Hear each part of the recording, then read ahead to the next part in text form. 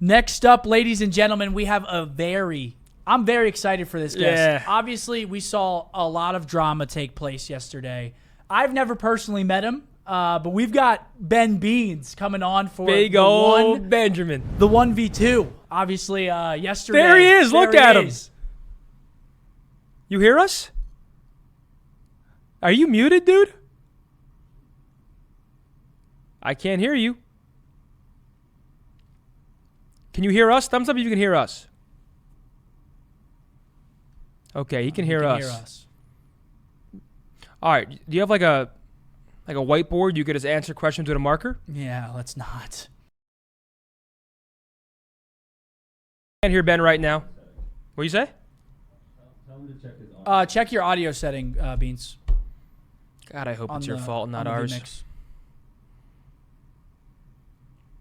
And also make sure that the actual headset's unmuted. I know that's. Could you imagine? I know that's kind of like a fuck. That's kind of. I don't think it's mine. There you are. It was his freaking wire. Hello? Oh my God, was It wasn't my wire. dude. You Yeah, are. yeah. It wasn't my end. I don't know if I believe you, Ben. It's nice to finally meet you. I've never actually likewise. personally talked to you. I don't remember if you shot my body last year at the Pro-Am. Was No, that you? no. That wasn't me. That was the teammate. We roasted him for it. It is what it is. That was what was his name? Furious Claus. Furious Klaus. Yeah, Klaus. Fucking Santa Claus. Ben, I know you very well, man. How are you? I'm doing good. I'm doing good. How's- It's been a interesting weekend to say the least. Yeah. But yeah. You guys been going to Yard House or what? I feel like I was the glue. I feel like I was Elmer for Boston Breach. I feel like I was the facilitator. I was always organizing the dinners, and I feel like without me, you guys might be lost. There's been some Italian shouts in the chat, but people just aren't getting up for it. Honestly, there's no activity anymore. It's really poor. But all right, Beans. Obviously, a ton of drama took place yesterday. Even Zinni kind of got looped into it. Yeah, what the fuck's going on there? How did those pre-talks? Obviously, I'm sure that you and the Rocker guys had conversations before everything happened. You guys didn't or agreed to use sound EQ. How did that affect the team going into the match? Was there like an extra fire that was lit under you guys because obviously it was a little bit heated? It was a really weird situation. So we weren't like asked like before the match at all. Like the last time we were asked, apparently I spoke to Ben. He said that he spoke to us at Major 4 apparently in person. I don't remember, but he might have. I don't know. And apparently we said we're going to be using EQ at Major 4. And we weren't asked like a week before or anything if we're using it. The only time we were asked was an hour before the match. Ben come backstage and said, "Are we using EQ?" And I said to him, "You know, I'm not a big fan of EQ in the first place because I'm deaf. I hate it." But we said, "Yeah, we're using it." And he wasn't happy at all. He stormed off backstage. He was calling us all weirdos. But and I feel like this is what it is. I mean, if they'd asked us like a week before, where we could have a week of practice without it on, I think we genuinely would have turned it off. But I mean, it is what it is. In the past, can't change it now. It's loads of controversy, all that stuff. Absolutely, the COD community loves it. And let's just say, I agree with you. If you were asked a week prior, that's one thing. To get asked 1 hour before, if that's the first time it was talked about. Yeah. The problem is, I think sound EQ was just so hated by the community that no matter what, no matter how much logic was behind your decision, the community is going to hate on it just because, sound EQ, it's cheap, you could have not used it. People just don't like it, so by default, they're going to hate on you if you have the option to not use it. But I think that logic makes total sense. Yeah. It's like practice how you're going to play, and if you guys knew ahead of time, sure. I mean, I think it's rough for them as well, because I saw on, I think Rocco tweeted a video of their coach saying that they've been practicing the last like week or 2 weeks or whatever without it on. So it's kind of shit for them that they had to like put it on the day of playing us. So like at first I was like, I just couldn't understand because like I didn't realize they'd not been practicing with it. So like if they have to have it on, who cares? Like it's still on the same playing field. But they've been practicing with it off, so it kind of makes sense. Like yeah, it is rough for them, but I mean, yeah. Oh yeah. Yeah, so I mean, obviously, don't worry. We're not done talking about the drama, but I want to ask you about your come up. Obviously, or let's rewind a bit. When did you first hear that you were going to be taking my spot? Was it before I actually retired? Like, because obviously me and the coaches, there were conversations there behind, like, I'm probably stepping away. It wasn't a 100%, but like, when did you know that it was a good possibility that you were coming in, and how did you feel? What did that look like for you? And just talk me through it. So I knew like before Major 2, I think it was. I knew that like you'd been speaking about it. So I knew like it could be coming, but it wasn't 100% sure. Like obviously you weren't. I don't think you were 100% sure either that it was going to happen. So I was still, it's not getting my hopes up or anything like that, which sounds rough because it's your retirement, but also it is, kind of course. Yeah, of course. For me as well. So I mean, it is what it is. I mean, I heard during just before the event, I think, and so I mean, I was happy, sad as well because you're a nice guy sometimes. So sometimes go fuck yourself. You tried to sneak that one under there. That's crazy. No, I remember in the room like the day I retired. Like we were all sitting there and he was in there. It was the full team. It was all the staff. And I was like, I'm gonna go retire. And I looked at him and he's like, oh fuck, I don't know how to feel, man. He's like. I was like, because it's rough. Like I'm not gonna be like. I'm sad, but like also like I'm kind of gassed at the same time. Yeah, you get your shot.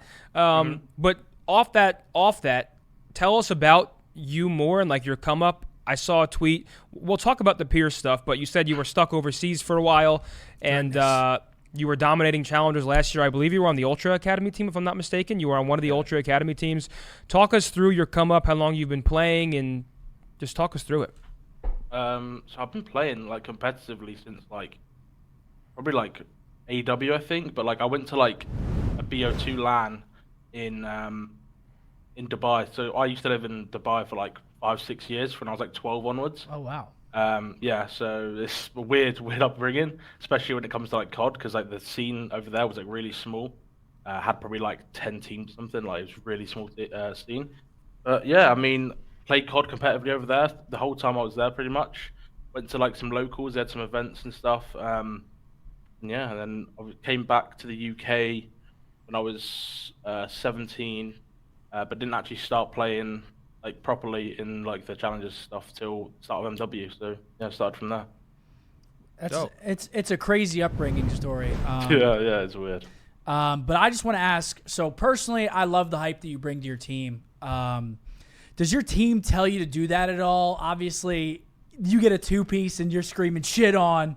Which I fucking love, by the way. I love it. Don't let anybody tell you otherwise. The only thing that you need to care about is your internal dialogue with your team and your staff. Yeah. That's the only fucking thing. Let the community hate you, which, first and foremost, knowing you personally, you're probably one of the nicest guys I know. And that's why you do seem it as well. I mean, just from like outside looking in, you do seem like a really good kid. Like genuinely, like I'm not gonna glaze you too much here, but I think you're a good dude, and just if you're getting loud versus popular teams and all that, people are going to have their opinion. And But see it with other people in the I'm all for that. I mean, for example, if you get a 2-piece car bomb or a 2-piece trophy kill, your only goal is to hype up your teammates and just bring that energy to them. So but to finish my question, does your team like tell you to feed into that, or is it kind of just how your personality is and how you've always played the game? I don't think they're like.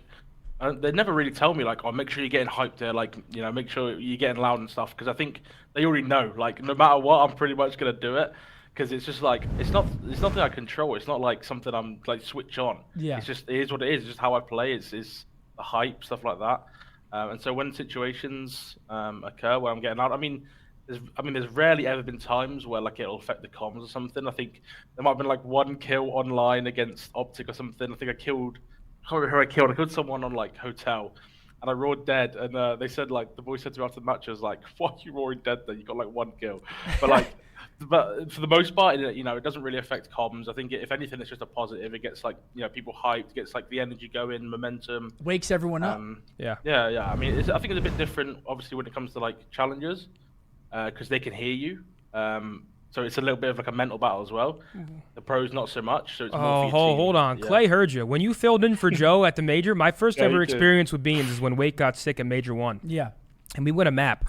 We win first map in like dominant fashion. Beans comes in. It's me and Beans together. I don't think you're a slow AR, but nonetheless, I think you were running main for your team or whatever.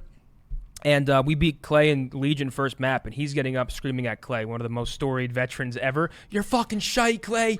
And I'm like, "Holy shit! All right, like this kid, he's here to party." Yeah, this kid's gonna bring it. So, I love it. I love it too. Please it. don't stop doing it. I think it's fantastic. I used to say I'd just be lying and shit. I'd get a 2-piece, say I'm turning on somebody. Yeah. You gotta get the juices flowing somehow, and having someone on the team that can be a catalyst for that, like yourself, I think it's fantastic. Yeah. I have 2 more for you. I'm going to end things off. Don't worry. We're talking about some more drama, but the inner workings of the team. Obviously, you take my spot and things are sort of normal. Next thing you know, Kremp's playing for Reese, and now Nero's out and Reese is back in. I guess just talk us through some of those talks, what you guys are looking forward to bringing to the next major and the rest of the split, and just talk us through the changes. So yeah, obviously I came in for you. I don't think the team dynamic changed that much. I mean, we weren't like really similar players, but like I don't think it really changed that much. What was going on?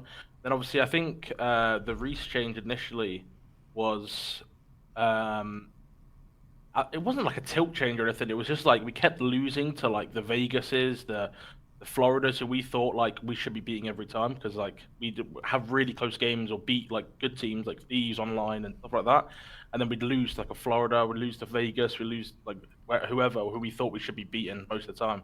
So like it was more like if we keep like this mentality or this same team, we like could just keep falling behind because you keep losing. So I had to make the change, and obviously it like not backtracked on the change, but brought Reese back in because is like he's not like a massively vocal guy, but like he does bring it like quite a bit. Like his comms are really good, and he like slows the game down sometimes, even though he's a maniac and running around like a headless chicken. But he does slow the game down and make it easier for us a lot of the time. And it was also like was a really really good player. But I think Reese just fits this team better. I think Reese and Kyle like work together better than Dylan and Kyle did. So. Yeah, Fair. And that's just how it is sometimes. I mean, no matter how good a player is, sometimes it's just not meshing, and got to make a change. So I respect it. But I do want to keep this mostly about you, but we obviously do have a lot of questions about obviously the Minnesota event, and I just want to ask you if you even know, because obviously you came on kind of mid-year. Do the players agree to go to that event, or is it the org's decision at the start of the year? If you could provide some insight. I'm pretty sure just the org's decision. So they have to go. Like if the org wants the players to go, you go.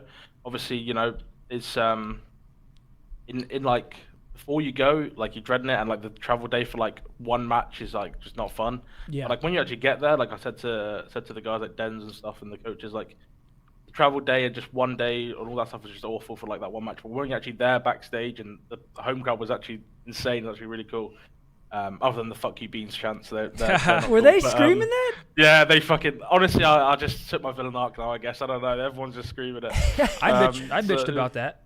What? When Dens walked in and like week 1 was like, yeah, we're flying to Minnesota in May. I said, why the fuck would you agree to that? Yeah.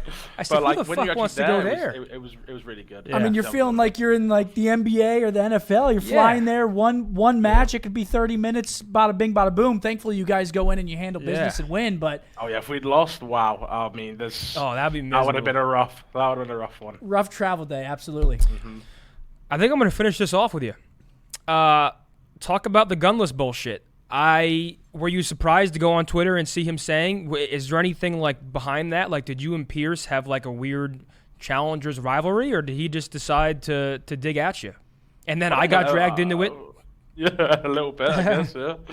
I don't think I've ever spoken to him before. I don't think I've ever even played him in challengers before. I don't know, man. It was just, it was probably one of them days, like how Twitter was. It was, my noties were just full of just absolute, just disgustingness on my noties, and then I'm seeing this, so I thought, why not give it some more entertainment? It was sat at dinner after the win. I thought I'll give it some more entertainment. Fuck it, why not? And yeah, it just transpired a little bit. And it is what it is. I mean, it's COD. Everyone's talking shit all the time. Like, at the end of the day, obviously Gunless, great player, insane accolades, got the ring, MVP, whatever. But I mean, I'm just gonna defend myself at the end of the day. I think he's got his opinion about how my comms are or whatever, and how I need to improve in what areas. But I mean, at the end of the day, I'm not playing with him, so I don't really care what he says. If Joe or Kyle want to say it, sure, like, or the coaches, that's fine. I'll tone it down. I'll do whatever I need to do. But until that happens, I'm just gonna keep doing what I'm doing, and it is what it is. Absolutely. Fair. And I think that you should, because you've been absolutely phenomenal. The Boston team, I feel like you guys are right there a lot of the time and able to beat the top teams and the top talent in the league, because you guys are a talented squad yourself. Beans, I want to thank you so much for joining us today, giving us an insight into your career, your upbringing, some of the drama. I know the community had a lot of questions, and you got to come on here and share your piece, which I think is good, because obviously people, when they see this stuff, they look at it and they overanalyze it, and really at the end of the day, it's not as serious as people make it out to be. But thank you so much for joining us, and miss you guys, man. good luck to you, you and the boys for stage 5 and forward. Go get some Jeff's Pizza, all right? Get some wings down you. Fuck you. Appreciate it, guys. No, it's not. Go fuck you, man. I mean, Pleasure to meet you as well. Peace, brother. Appreciate you guys. Yep, you as well. Great dude, man. Yeah, great dude. Beans, phenomenal player as well. We love his play style. We love the energy that he brings. And Boston, obviously, a soft spot for Zin a little bit. So Beans, kind of filling big shoes. He's filling some big shoes. Yeah, it's big ass. Some huge shoes. Yeah. But that is the 1v2. We are going to be